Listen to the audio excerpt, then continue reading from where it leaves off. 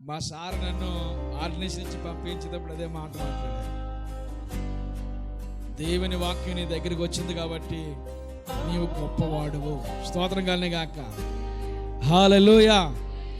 మనము మన టాలెంట్ బట్టి గొప్పవాళ్ళం కాదు, అర్థమైందా? మనకున్న దాన్ని బట్టి గొప్పవాళ్ళం కాదు. దేవుని వాక్కు మన దగ్గరకు వచ్చింది కాబట్టి మనం గొప్పవారం. ఎంతో మంది గొప్పవాళ్ళు ఉన్న కాలాల్లో రాజులు, అధిపతులు, శతాధిపతులు, చతుర్థాధిపతులు, ప్రధాన యాజకులు ఉన్న ఆ కాలంలో వారందరి దగ్గరికి దేవుని వాక్యం వెళ్ళలేదు. కానీ జకర్యా కుమారుడైన యోహాను అరణ్యంలో నివాసం చేస్తున్నాడు, అతని దగ్గరికి దేవుని వాక్యం వెళ్ళింది. ఎందుకు వెళ్ళింది?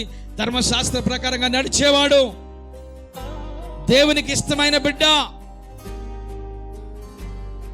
తల్లిదండ్రుల మాట జవదాటని వాడు, విధేయత కలిగిన వ్యక్తి, ఎవరిని లక్ష్య పెట్టని వాడు, దేనికి లోబడిన వాడు, దేవుని కొరకు మాత్రమే బ్రతికేవాడు, దేవుని త్రోవలు సరళం చేసేవాడు. ఆమెన్. మన త్రోవలు మనం సరళం చేసుకుంటాం.